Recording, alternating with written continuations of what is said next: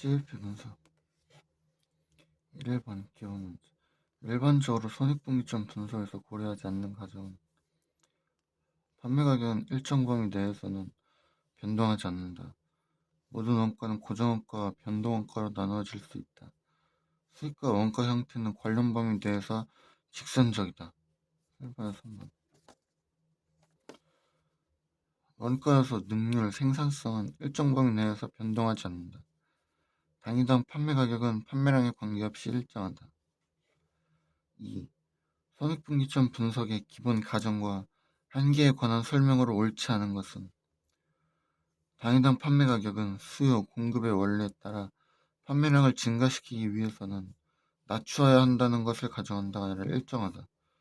모든 원가는 고정비와 변동비로 나누어질 수 있으며 고정비는 매출 수량의 증가에 관계없이 관련 범위 내에서 일정하고 변동비는 매출 수량의 증가의 정비라는 것을 가정한다.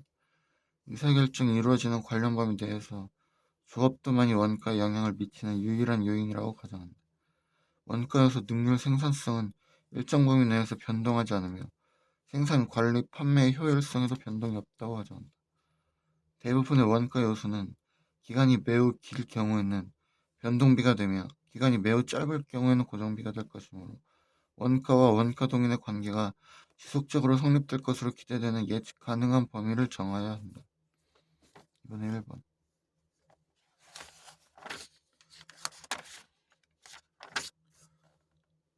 3번.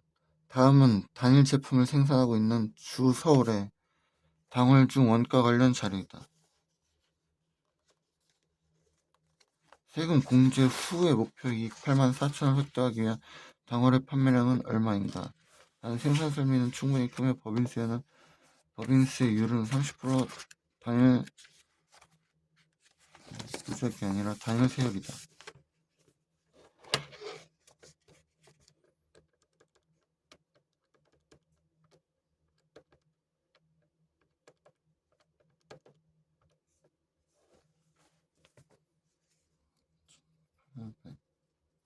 X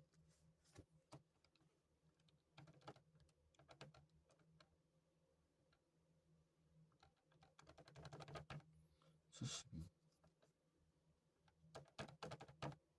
400 3번에 2번. 주 경신은 한 가지 제품만을 생산하며 매월 생산한 제품은 당해 월에 모두 판매한다. 주 경신의 법인세율은 40%의 단일세율이며 2008년도 1월과 2월의 원가 자료는 다음과 같다. 주 경신의 2008년 1월과 2월의 당기순이익이 각각 6만과 7만 2천이라면 1월과 2월의 제품 매출액은 각각 얼마인가?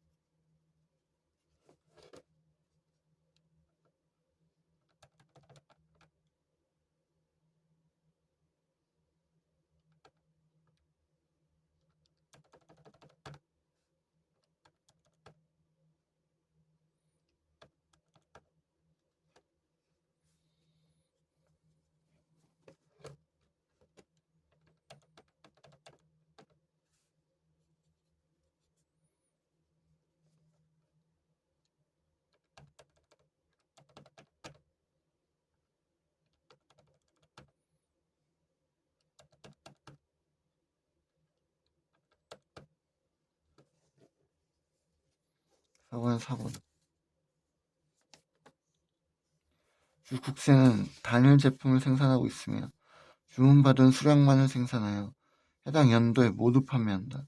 주 국세의 법인세율은 40% 단일세율이며 관련 자료는 다음과 같다.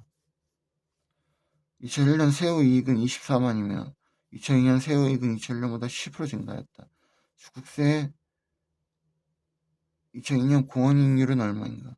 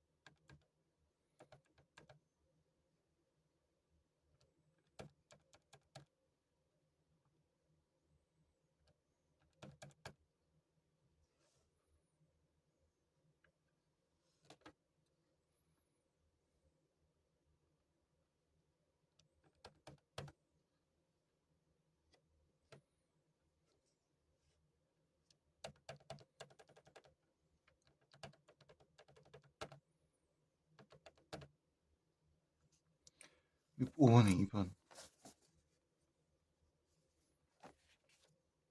주 세무는 단일 제품을 생산 판매하고 있으며 단위당 변동원가는 400이고 손익분기 매출액은 10만이고 공원이익률은 20%이다. 목표이익 8만을 달성하기 위한 제품의 생산 판매량은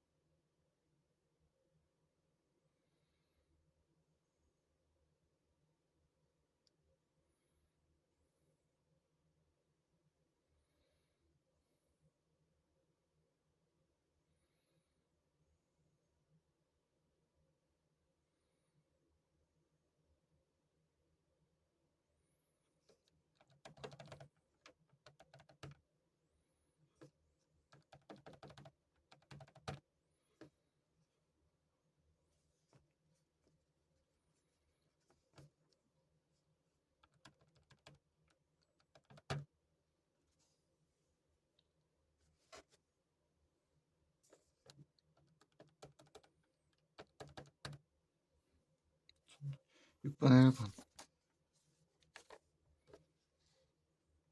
대한회사는 단위당 50의 제품을 생산 판매한다. 대한회사의 단위당 변동비는 직접 재료비 14, 직접 노무비 5, 변동제조간접비 3, 판매관리비 2이다.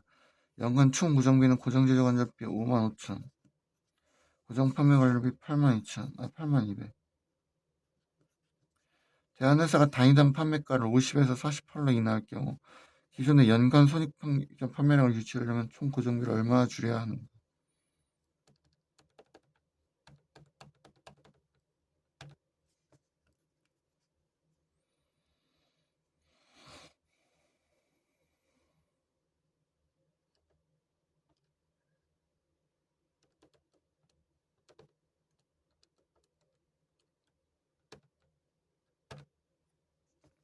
기존의 손익 판매량 5,200단위고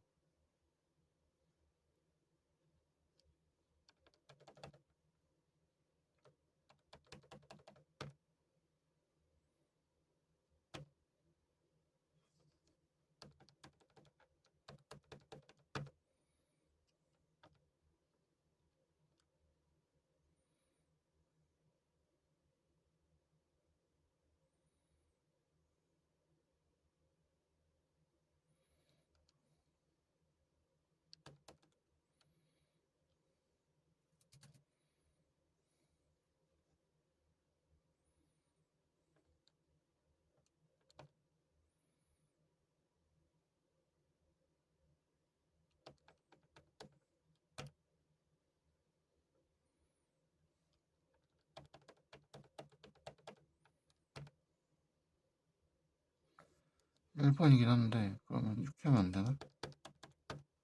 1번이네. 이렇게 해도 되네. 7번에 1번.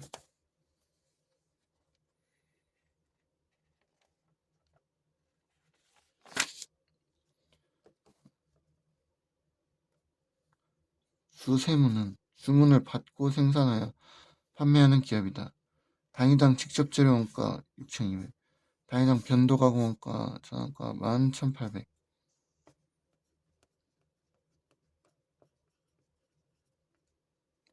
연간 고정 제조 간접 원가는 420이다. 2000년도에 280개를 주문받아 판매하였으며 매출 총 이익률은 25%였다. 원가 구조가 2000년과 동일하다면 2001년도에 100만 이상의 매출 총 이익을 얻기 위한 최소 판매량은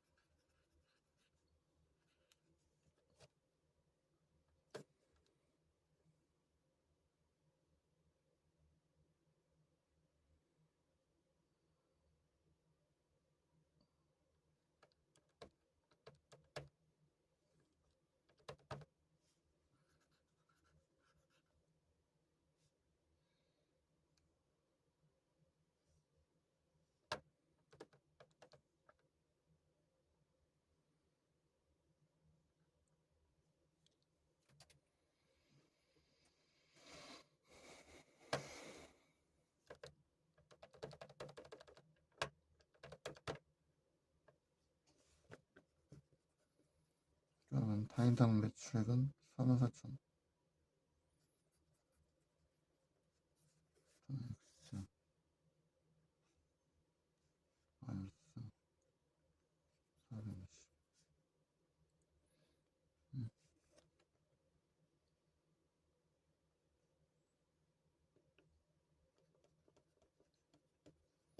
100.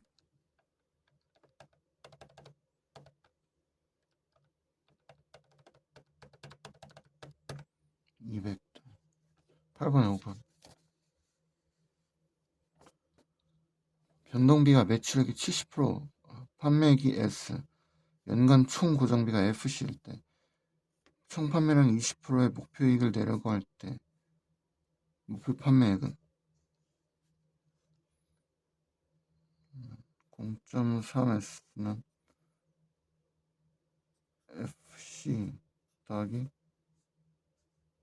0.2S, 0.1S는 FC. 그러면 FC 나의 0.1은 S. 그러면 FC. 9번에 4번. 백실 규모의 호텔을 운영하는 영산 호텔의 연간 고정원가는 1200. 객실을 1일 임대료는 5만. 임대 객실당, 그러니까 한 실당 평균 임대료는 10,000.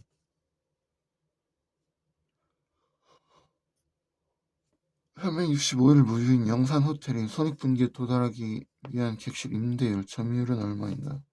객실은 1일 단위로 한다.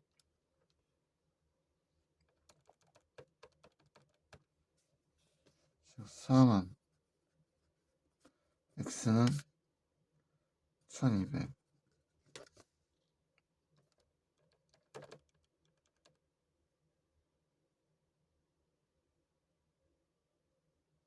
그러면 1억 2천.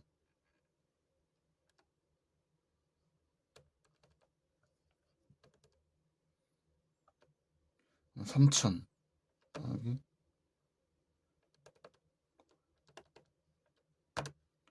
0.0821이니까 821. 10%, 10번에 2번.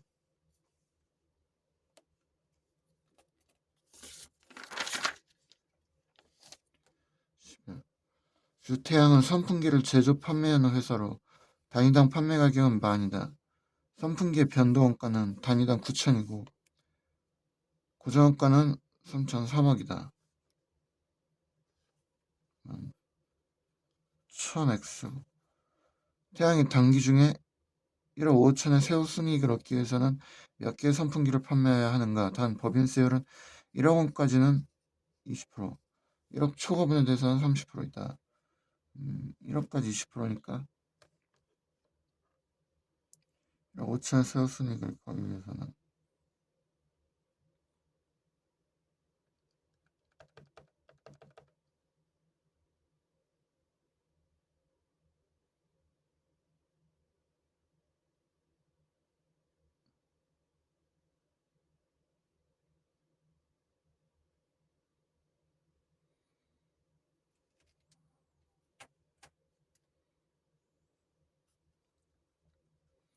더하기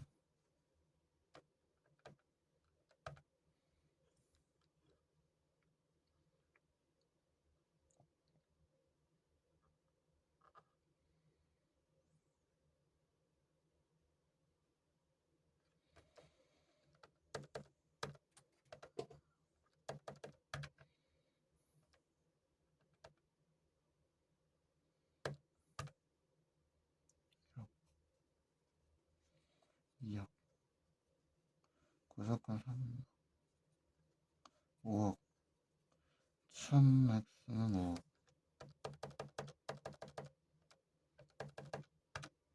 그러면 50만 개. 11번에 1번.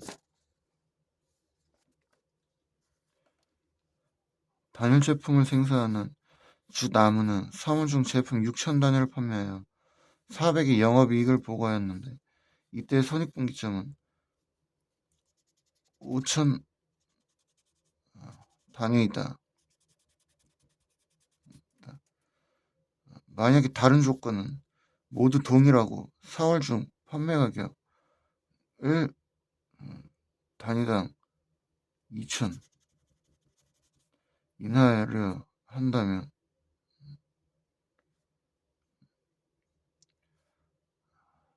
4월 중 손익분기점은 얼마인가?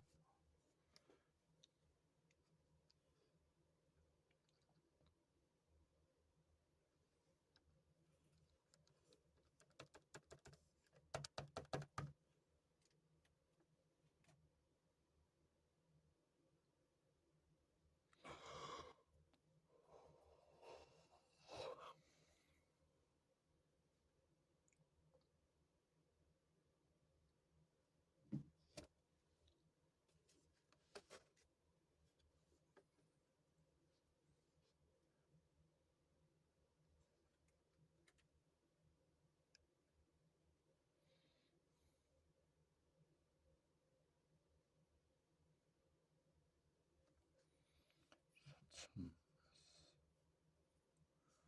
4,000x 판매 가격만 단위당 2천 인하하면 공원액이 2,000x 손익분기점은 4, 5 그러면은 2,000x는 2,000 x는 만 단위 12번에 1번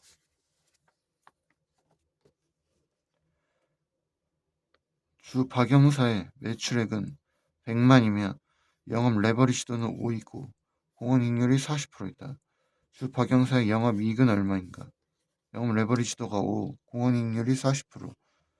영업이익은 40%니까 40. 레버리지도는 공원이익 분의 영업이익이니까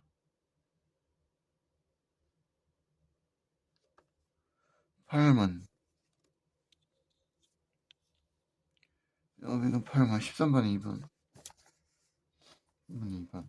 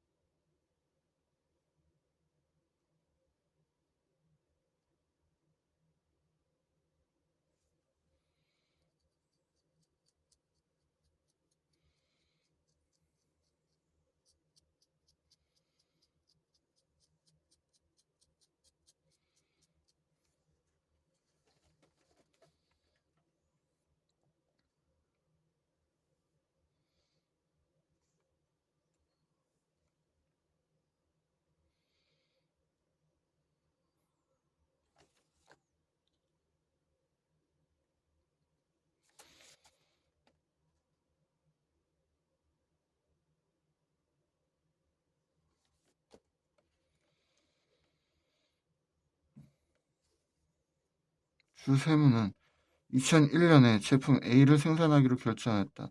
제품 A 2001년 생산량과 판매량은 일치하며 기초 및 기말 제공품은 없다. 제품 A는 노동 집약적 방법 또는 자본 집약적 방법으로 생산 가능하며 생산 방법에 따라 품질과 판매 가격의 차이는 없다.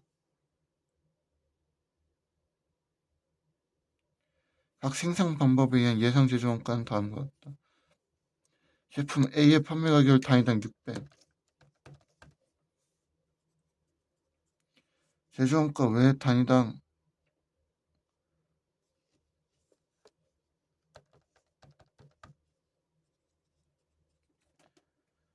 변동 판매 관리비 50과 헐 140이 발생할 것을 예상하였다. 2000년에 노동집약적 선택할 경우 손익분기점 판매량과 두 생산 방법 간의 영업이익의 차이가 발생하지 않는 판매량은 각각 얼마인가?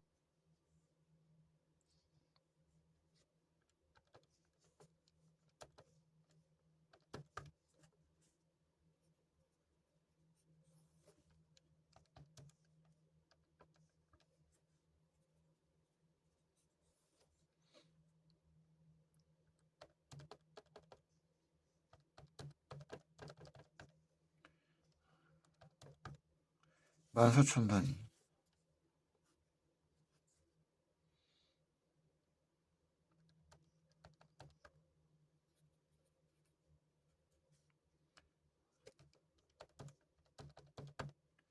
450.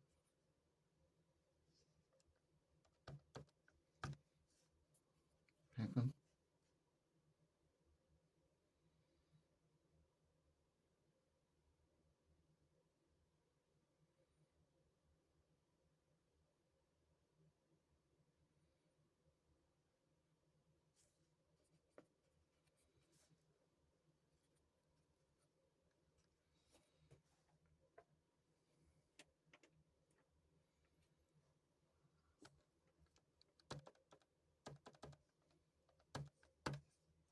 아, 2만 단위. 14분의 5분.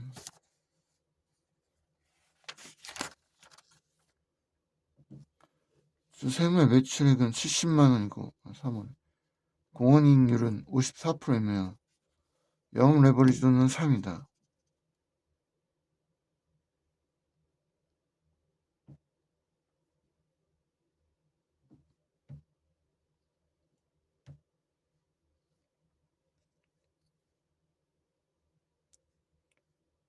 4월에 고정원가인 광고비를 3월보다 3만 증가시키면 매출이 3월보다 10% 증가하면 공원이익률의 변화는 없다. 광고비를 3만 증가시킬 때 4월의 영업이익은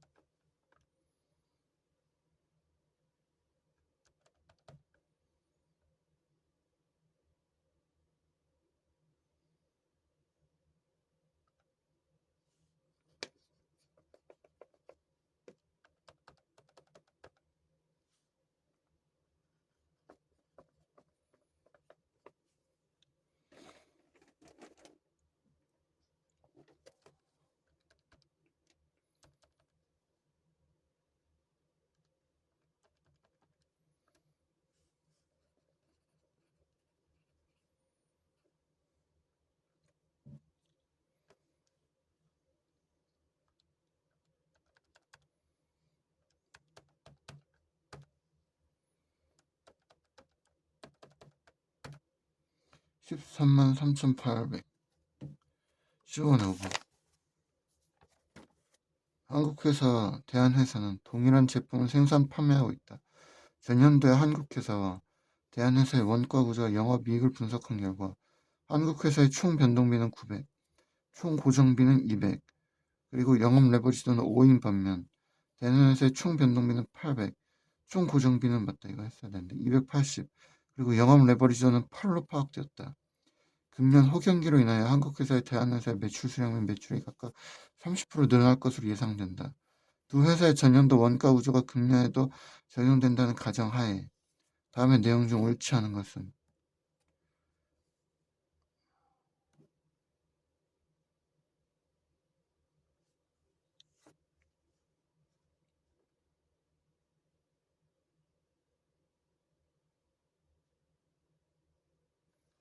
끝나고 이제 바로 물어보자. 오늘 끝나고 저기 복귀하기 전에 사진 찍고 물어보고 복귀하자. 더 이상 미루지 말고. 미루지 말고.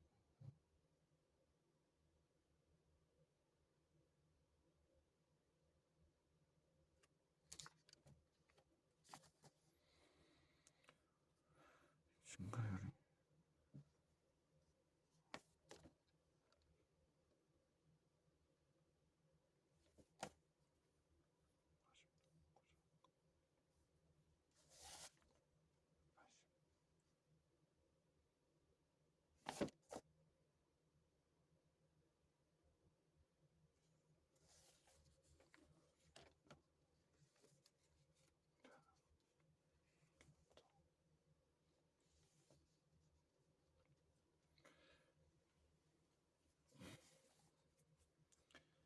안과 16번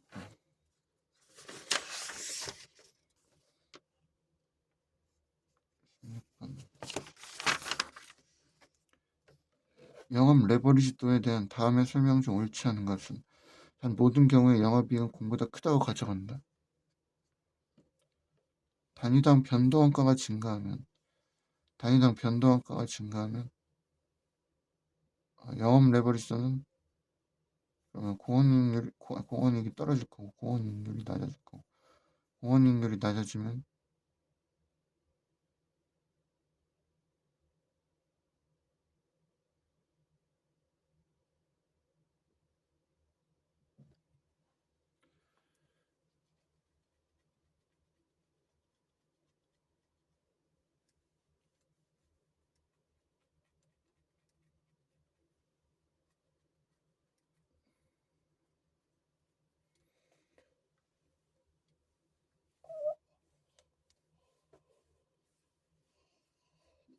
영업 레버리지도 단위당 변동원가가 증가하면 공원이익이 낮아지니까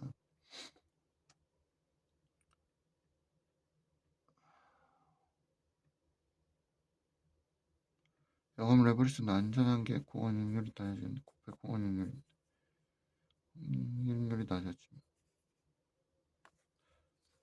17번 매출액 증가율 영업이익 증가율 공원이익 영업이익 안전 한계율분의 1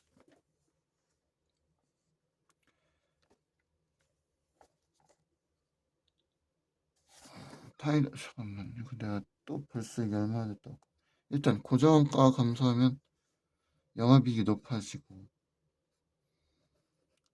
고정원가는 그대로인데 공원이익은 그대로인데 영업이익이 계속 높아지니까 영업레버리지는 낮아지고 안전 한계율이 높아지면 안전 한계율은 영업레버리지를 뒤집은 거니까 안전 한계율이 계속 높아지면 영업레버리지는 낮아질 거고 단위당 판매 가격이 증가하면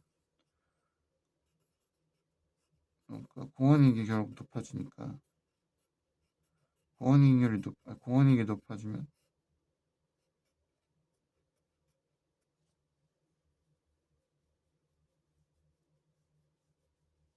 영업 레버리지도는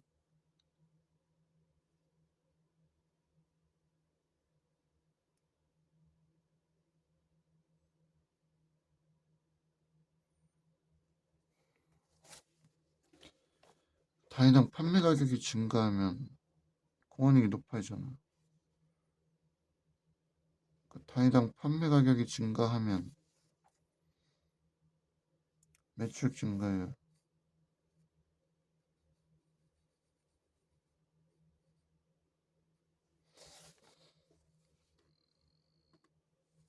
이게 맞다. 잠깐만.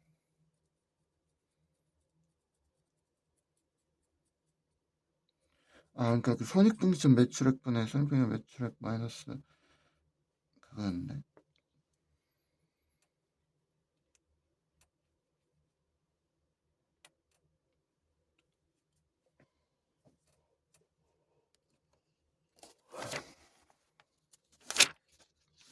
손익분기점 매출액 영업현금은 하면 아니라 레버리지도 계속 반복을 해서 이제 내 걸로 만들어야 돼.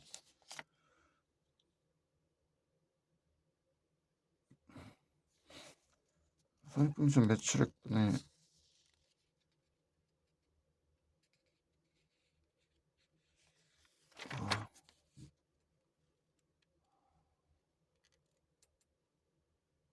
완전 한계 판매량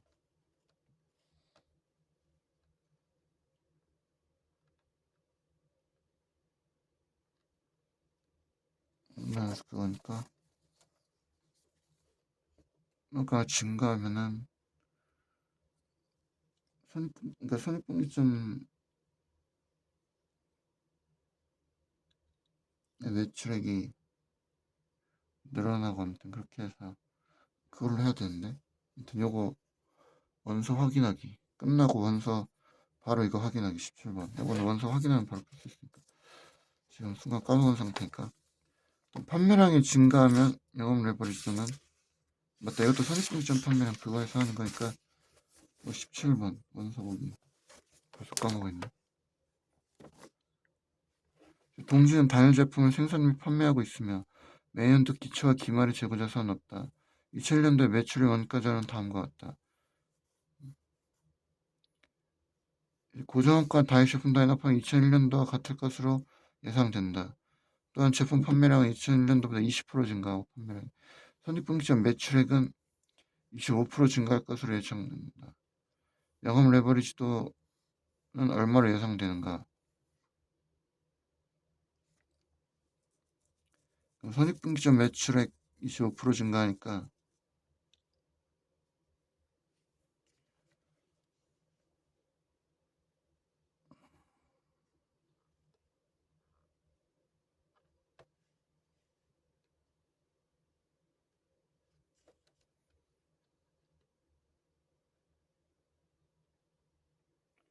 그러면 0.5S거든? 그럼 현재 선입분기점 매출 200인데 곱하기 0.2 하면 250만 250만 나누기 250만 마이너스 판매량이 그건데 선입분기점 매출 200만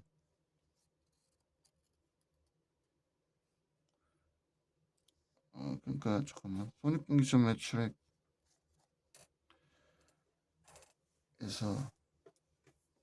190만 190만 100만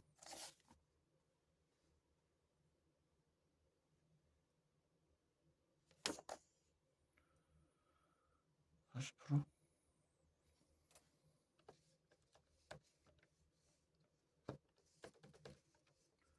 이게 낫더라 잠깐만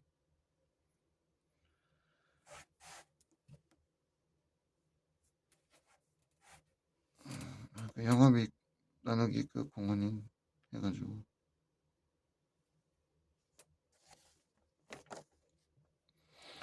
잠깐만 이렇게 해서 구하는 것도 있는데 손익분기점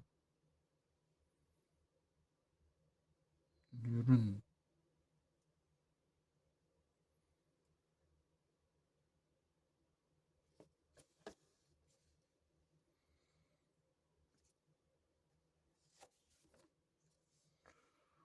좀 이렇게 해가지고 18번에 구하는 것도 있는데 지금 손익분기점 매출 그걸 지금 까먹은 상태니까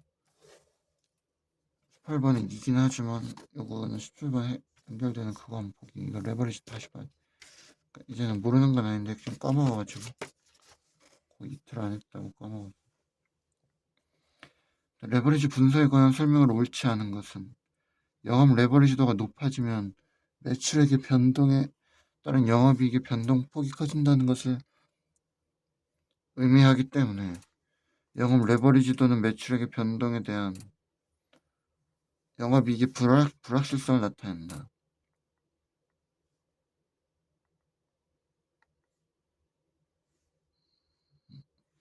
재무 레버리지도가 높아지면 영업이익의 변동에 따른 당기순이익의 변동이 커지므로 당기순이익의 불확실성 정도 경기가 나빠질 것으로 예상됨에도 불구하고 자기 자본의 조달 없이 차입금만으로 자금을 조달하면 재무 레버리지도가 높아져 기업 위협은 증가할 수 있다는 내용은 재무 레버리지도를 봐야 된다. 19번 재무 레버리지도를 확인하기. 기업의 부채 비율이 높아진다고 하더라도 이자 보상 비율이 100% 이상이라면 재무 레버리지도에는 영향을 미치지 않는다. 고정 원가가 높고 단위당 변동 원가가 낮은 구조를 갖는 기업은 그러면 고원이 높아지고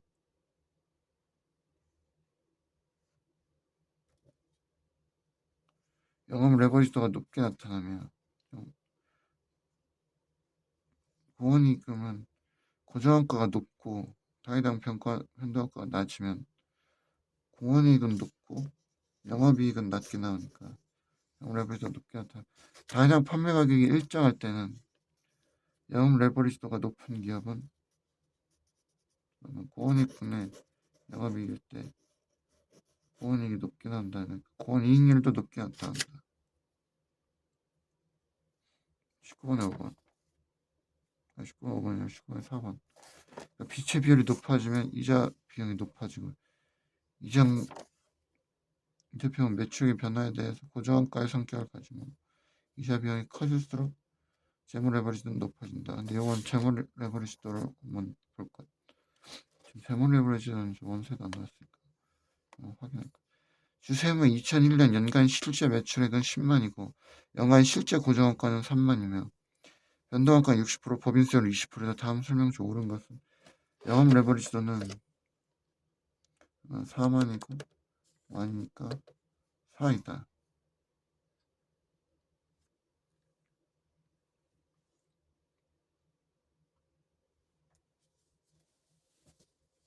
4 맞네? 10번 내리네. 당기순이익은 영업이익이랑 틀린 거니까 당기순이익은 8천이고 당기순이익은 8천이고 판매량이 5% 증가하면 영업이익은 0.05 곱하기 4 0.2가 증가되니까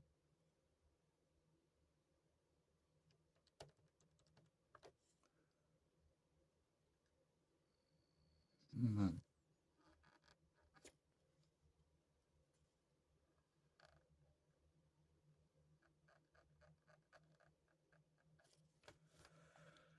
영업이익은 만 증가하는 거 아닌가? 그냥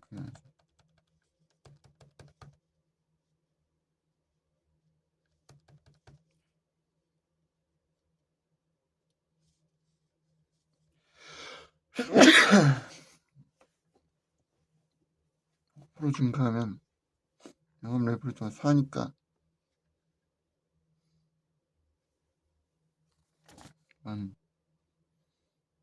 12,000 증가하는 거지.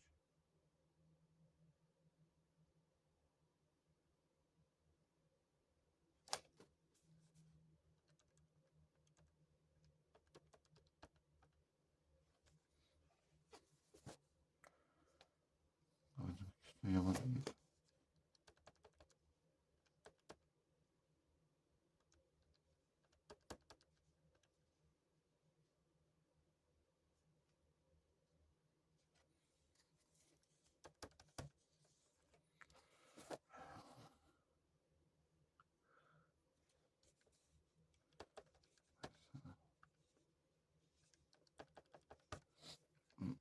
영업 레버리지도 높아. 판매량 증가.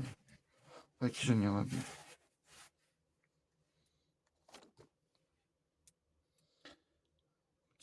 그러니까 안전 한계율은 하나, 둘, 4, 0.255. 손익분기 매출액은 그러면은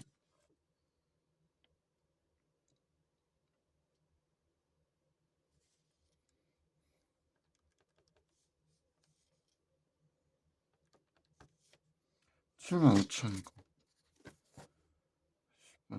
75,000 여기까지.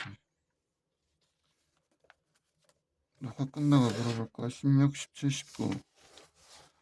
즉 재무 레버리지도랑 원서 보기랑 16번은 아예 물어볼 거.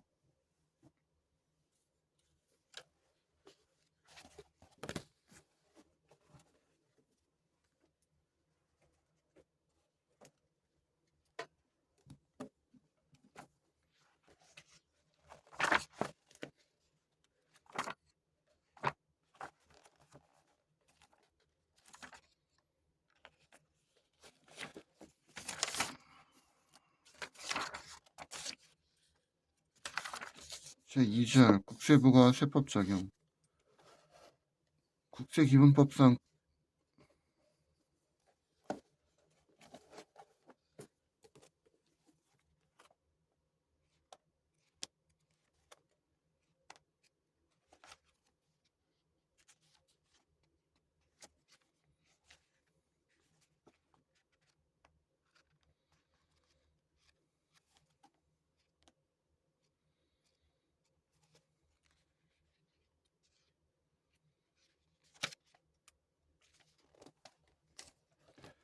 국세 부과의 원칙에 해당하지 않는 것은 소급과세 금지, 실질과세 금지, 신상실 원칙, 조세관면 사후 관리, 국세 부과랑 세법 적용이 있는데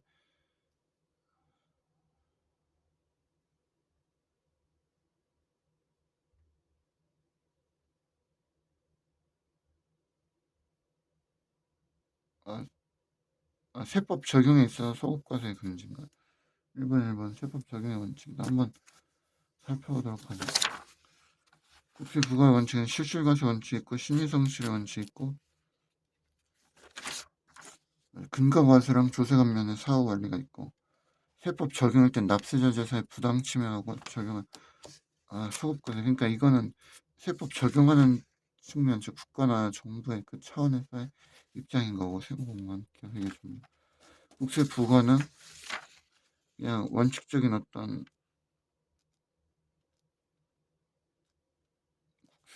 사실 국세 부과도 그 정부 입장이긴 하지만 국세 부과는 아까 납세자와 과세관청 모두 적용된다고 맞아요. 과세관청이 먼저 그러니까 포괄적인 어떤 국세 부과할 때 개념인 거고 세법 적용은 정부나 국가에서 적용을 할 때 기본이니까 신의 성실해야 된다. 이건 납세자한테 다 해당하는 거고 실질 과세해야 된다는 당연히 뭐 세법 적용이기도 하지만 실질 과세는 납세자한테 적용이 되는 거죠.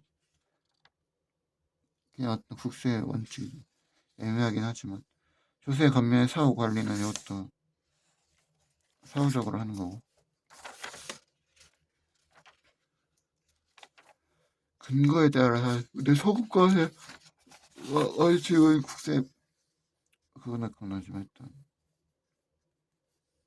과세원청에서 할 때 개념이긴 하지만 이건 거의 외워둬야 된다.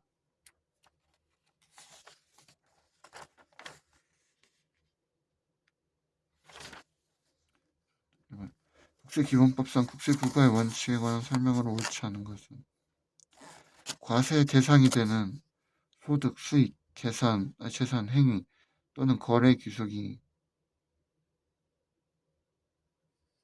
명의일 뿐이고 사실상 귀속되는 자가 따로 있을 때에는 사실상 귀속되는 자를 납세 의무자로 하여 세법을 적용한다. 실질과세 납세 의무자가 세법에 따라 장부를 갖추어 기록하고 있는 해당 국세조사 결정한 그 장부와 이에 관계되는 증거자료에 의해야 한다. 근거과세 국세를 조사 결정할 때 장부의 기록 내용이 사실과 다르거나 장부의 기록에 누락된 것이 있을 때는 그 부분에 대해서만 정부가 조사한 사실에 따라 결정할 수 있다. 이때는 정부가 조사한 사실과 결정의 근거를 결정서에 적어야 한다. 또 근거과세 행정기관에 작은 해당 납세의무자 또는 그 대리인이 요구하면 결정서를 열람 또는 복사하게 하거나 그 등본 또는 처분의 원본과 일치함을 확인해야 한다. 국세기본법에서 규정하고 있는 실질과세의 원칙에 반하는 규정을 다른 세법에서 규정하고 있는 경우 국세기본법에서 규정하고 있는 실질과세의 원칙을 우선으로 적용하지 않지. 다른 세법에서 적용한 걸 따라가지. 이번에 5번 세법에 그러니까 별도의 규정이 제외하고 국세기본법에서 정하는 바에 따르는 거니까. 행정기관의 자항은 이거는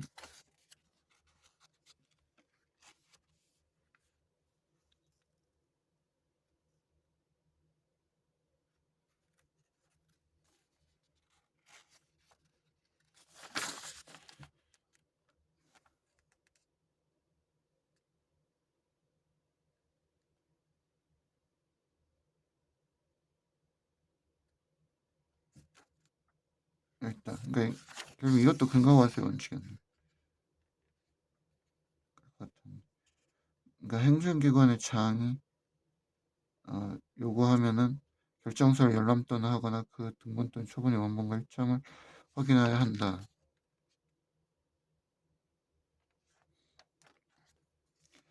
행정 결국 근거과세 원칙에 따라서 하는 거니까. 하긴 이건 납세자가 요구할 때도 그러니까 꼭 정부 쪽에서 납세자한테 그러니까 세금을 부과할 때만 근거과세만 하는 게 아니라 납세자가 행정기관의 자한테 근거과세 증명을 요구할 때도 증명을 요구할 때도 이게 해당이 되는 거니까. 거래의 형식은 매매이나 그 설정이 징여이면 징여로 보아 징여세를 맞아. 근거하시고 세무서장의 종합소득 과세표준과 세액을 경정하는 경우에 소득금을 계산할 수 있는 장부 비치 기재하고 있는 때에는 그 장부 기타 서류에서 해야 한다. 이것도 근거가지고 세무공무원이 재량으로 이거는 세법 적용의 원칙. 세무공무원의 재량 명의신탁 부동산을 매각 처분한 경우에는 양도의 주체 및 납세의 명수 이거 실제로 하시고 납세자가 그 의무를 이행할 때는 신의에 따라 성실하게 해야 한다면 이거 신의 성실의 원칙이고 이렇게 증명했으니까 즉 3번만 세법 적용의 원칙. 세무공무원의 재량은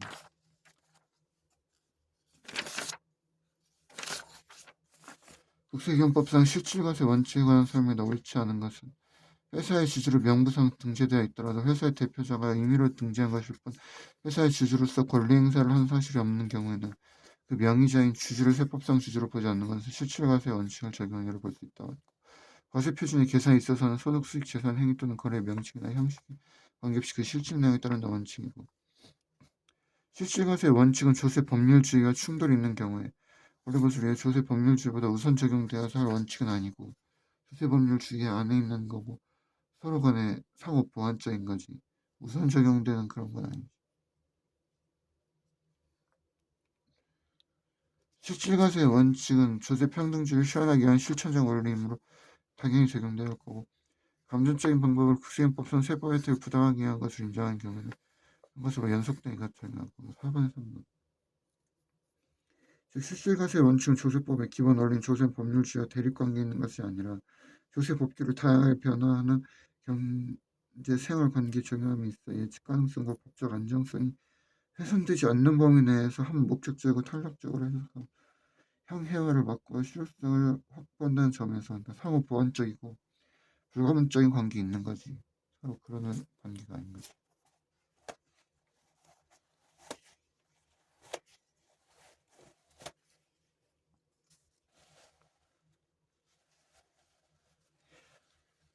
국세기본법 제15조의 신의성실 원칙은 납세자와 과세관청에게 모두 적용되는 개념이다. 그러나 현실적으로는 납세자의 과세관청에 대한 신뢰 이익의 보호가 중요하다고 할 수 있는데 이러한 측면에서 학설과 판례에 따른 신의성실의 원칙의 적용 요건 중 잘못된 것은 과세관청이 납세자의 신뢰의 대상이 되는 공적인 견해 표시를 하여야 하고 신의성실 원칙을 적용하려면 납세자가 과세관청의 견해 표시 정당하다고 신뢰하고 해야 규칙사유가 없어야 되고 납세자 과세관청의 견해 표시를 신뢰하고 이에 따라 하여야 하고 인과관계가 존재해야 되고 반환 처분을 하여야 하고 적법 또는 위법 여부를 따지지 않는 게 아니라 애초에 위법하면 신의 성실의 원칙을 따질 이유가 없지. 적법했을 때도 거기서 신의 성실의 원칙을 따지는 거지. 5번에 4번. 과세원칙의 처분이 납세자의 이익을 침해하지 않는다면 사실상의 적용 불필요하지고 국세기본법상 신의 성실의 원칙에 관한 설명이 더 옳지 않은 것은 소급과세 금지의 원칙은 신의 성실의 원칙을 구체화한 규정이라 할 수 있는 거지. 신의 성실의 원칙은 납세자뿐만 아니라 과세권자에게 적용되는 원칙이고 왜냐하면 국세 부과의 원칙이기 때문에 사업상의 금반환의 원칙과 같이 신뢰의 이익을 보호하지 않는데 그 이익이 있는 거고 조세법에서는 신의 성실의 원칙이 최고의 지도 원령으로 관습법을 조세법원을 인정하지 않고 있고 관습법은 조세법을 법원이 아니지. 신의 성실의 원칙에 대하여 세법에 특례 규정을 두고 있으면 세법의 규정이 기본법보다 우선하여 적용되지. 세법이 우선이니까. 국세기본법상 신의 성실의 원칙에 관한 설명으로 옳지 않은 것은 단 다툼이 있으면 판례에 따름 조세실체법에 대한 신의 성실의 원칙 적용은 합법성을 희생하여서라도 구체적 신뢰 보호의 필요성이 인정되는 경우에 하나야 허용된다. 세무서 직원들이 명시적으로 부가가치세 면제 대상으로 세무지도를 하여 납세자가 이를 믿고 부가가치세를 징수하지 않았으나 그 이후에 과세관청이 한 부가가치세 과세 처분은 신의성실 원칙에 위반되지. 세무서 직원들이니까 이건. 신의성실의 원칙은 과세관청이 과거에 언동에 반하여 소급 처분하는 것을 금지하는 것으로 과세관청이 과거 연도를 시정하여 장래를 향하여 처분하는 것은 적용 허용되지. 납세 의무자 인터넷 국세종합상담센터의 답변에 따라 세액을 과세신고 과세관청의 공식적인 견해 표명에 해당하지 않지. 왜냐하면 국세종합상담센터는 과세관청이랑 연결됐다고 보기에는 그냥 국세종합상담센터일 뿐이지. 공식적인 견해 표명을 한 게 아니니까. 아까처럼 정확하게 세무서 직원들이 지도를 했을 때 해당되는 거지. 세무 지도를 했을 때. 납세 의무자가 자산을 과대 계상하는 방법으로 분식 결산하고 이에 따라 법인세를 과다 신고하고 납부하는 경우에 과다 납부 세액에 대한 감액을 주장하는 경우에 납세 의무자에게 신의 성실의 원칙이 적용된다라.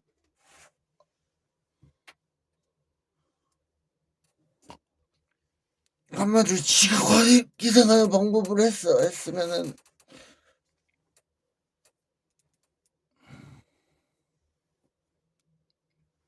감액을 주장할 때는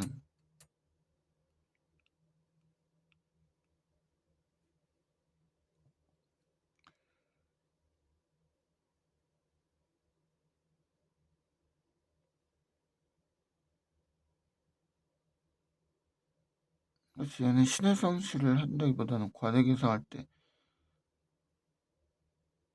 그냥 법에 따라서 과대 계상한 거니까 명백하게 반하는 거긴 하지만 법에 따라서 그냥 과대 계상을 하고 그거에 대해서 세액 내나 감액을 주장할 때는 법에 따라서 한 거 아니야 결국. 그리고 과세관청이 애초에 과대 계상할 때 자를 수 있었는데 제가 납부신고 납부했으니까 그거에 대해서 다시 세액 감면 주장하면은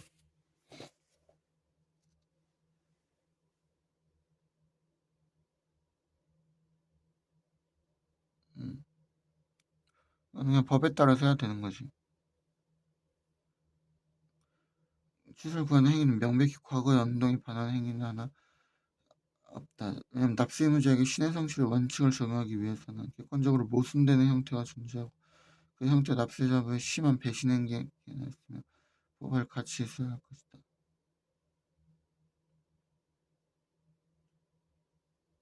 그러니까 이거에 대해서 하려면 아까 말한 것처럼 정부 측에서 얘가 과대 계산한 거를 해서 그걸 받지 말았어야 되는데 어쨌든 얘가 그러니까 암만 분식일상을 뭐 했던 간에 자산을 과대 계산했던 간에 일단 법인세를 합법적으로 과다 신고 납부했을 때는 과다한 세액에 대해서 환급해야 되는 게 법에 맞으니까 법에 따라서 가는 거니까 신의 성실의 원칙에 따라서 환급 안 해주겠다는 할 수 없는 거지. 합법적으로 갔으면 그런 말인 것 같아. 정확히 국세기본법상 소급과세에 관한 설명을 옳지 않은 것은 국세기본법은 입법에 의한 소급과세 이외의 해석에 의한 소급과세에 대해서도 규정하고 있고 국세기본법은 새로운 입법에 의한 과세가 소급과세인지 여부를 판단하는 기준 시점을 납세의무의 성립 시점으로 규정하고 있지. 8번이 부진정 소금 입건 납세자가 불리하더라도 허용되지만 구별 실로 사실 있는 경우에는 허용되지 않을 수도 있지. 개별 납세자에게 유리한 소급 입법이라고 하더라도 그것이 전체적으로 조세 공평을 침해할 수 있는 경우에는 허용되지 않을 수 있고 국민의 기득권을 침해하지 않고 당사자의 법적 안정성 또는 신뢰 보호에 위배되지 않는 일정한 경우에는 소급과세 금지의 원칙의 예외가 인정될 수 있지. 부진정 소급 입법 필요할 때는 국세기본법상 소급과세 금지에 관한 설명이 옳지 않은 것은 감사학의 결과에 의한 시정 요구에 의하여 세법의 해석이 변경되는 경우에도 새로운 해석은 그 후에 성립되는 법부터 적용하면 이를 소급 편성해서 아니되고 소급 적용하는 것이 납세자에게 이익이 되는 경우에는 소급과세 금지의 원칙에 위배되지 않고 국세를 납부할 의무가 성립한 경우에는 그 개정된 새로운 세법에 따라 과세할 수 없고 소급과세에 의한 취인세 이것으로 소급과세하는 것은 국세에 어긋나고 종전의 국세청 예고가 책임 경우 새로운 예외 소급과세는 할 수 없지. 항상 소급과세는 할 수 없지. 국세부가 세법 적용의 원칙에 관한 설명을 옳지 않은 것은 둘 이상의 거래를 거치는 방법으로 세법의 혜택을 부당하게 받게 한 것으로 인정되는 경우 연수에 하나의 거래를 한 것으로 봐 세법을 현실 이거 받고 왜냐면 국세부가의 원칙이니까 그들 조사 결정할 때 납세는 세법에 따라 정보를 갖추는 경우 정보 이거는 실질과세지. 그것의 원칙에 의한 세법에 따라 아니야 그 없을 경우에는 수익금을 추정하여 과세할 수 있지. 정보가 없으니까 싶어서 국세를 납부를 의무 혹은 징수를 납부를 의무 성립한 소득에 대해서는 세법에 따라 하지 않아요. 둘 이상의 행위 또는 거래를 거친 경우 세법에 부당하게 인정되는 가까이 행위 또는 거래 기준 세법을 적용하여 세무원이 국세 과세표를 조사 결정할 때는 세법에 특별한 규정이 없으면 납세자가 계속 적용하는 기업회계 기준 또는 관행으로서 일반적으로 공정 타당으로 인정한 세법을 해석 적용할 때는 한 목적성에 비추어 세법에 따라 장반에게는 근거과세 세무원 및 재량으로 직무를 수행할 때는 고의하며 엄사요. 그래서 1번은 하나 연속된 행위로 해야 되니까 실질과세로 각각이 아니라 11번에 1번. 국세기준법상 국세부가 세법 적용하는 설명을 오른 것. 기획재정부 장관, 국세청장 및 세무서장은 세법의 해석과 관련된 질의에 대하여 국세기준법에 따른 세법의 해석의 기준에 따라 해석하여 회신해야 되고 기획재정부 장관이 수립한 중장기 조세정책 운영계획은 국가재정법상의 국가재정 연계하며 관계 중앙개혁 과업을 거쳐 국무회의가 아니라 산하기관에 따른 그거에 안 건데 이거 다시 기획재정부 장관 이거 지금 걔네들 회신하 지방국세청장 지방국세청장은 포함하지 않지. 세법회의 법률 중 세법 그래서 규정이 주한 세법에서 세법으로 본다. 10번 3번 납부는 거 확정된 소득 성립 후의 소득이고 그 관리별 규정이 있는 경우에는 세법 우선이니까 맞아. 그러니까 그 국가 조세 정책 운영 계획은 장기 국회 소관 상임위원회에 보고합니다. 중장기 아닌가?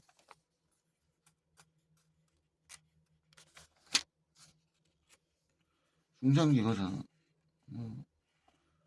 국회 소관 상임위원회 중장기 맞지? 꼭 장기가 아니라 그건 장기가 아니라 중장기지.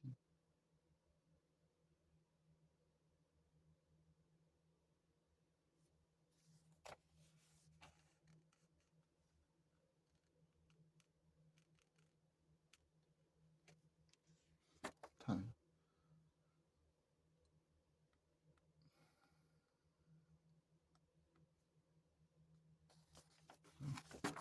국세기준법상 국세부과 및 세법 적용의 원칙에 관한 설명 나오는 것은 사업자 등록이 명의자와는 별도로 사실상의 사업자가 있는 경우에는 법적 형식 경제적 실질을 우선함으로 사업자 등록이 명의자를 납세의무자로 하여 세법을 적용한다.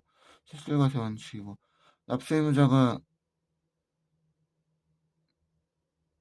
해야 되는 거 법적 형식이 아니라 그러니까 실질을 우선해서 해야 된다는 거. 납세의무자가 세법에 따라 장부를 갖추어 기록하고 있으나 장부의 기록이 일부 누락된 것이 있을 때에는 과세표는 전체가 아니고 누락된 거에만 대해서만 하는 것이 근거가 돼.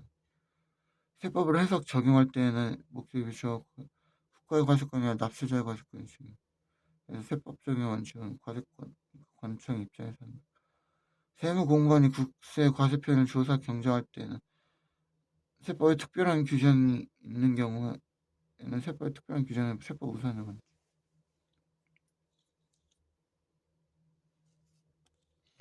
세법의 해석이나 국세 10번만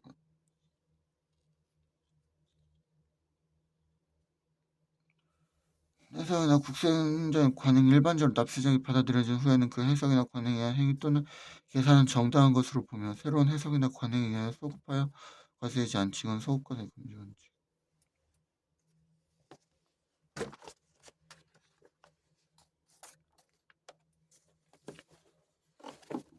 내일은 여기다 원서 객관식 풀고 원서 보고 객관식 풀고.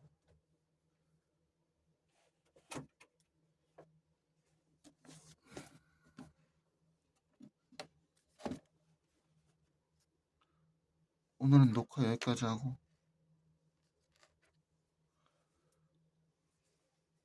질문할 거 찍어가지고 질문하고 보내고 원서 보고 이거 해야지. 아까 하는 거 정리하고 가야겠다. 오늘은 3법을 못했지만.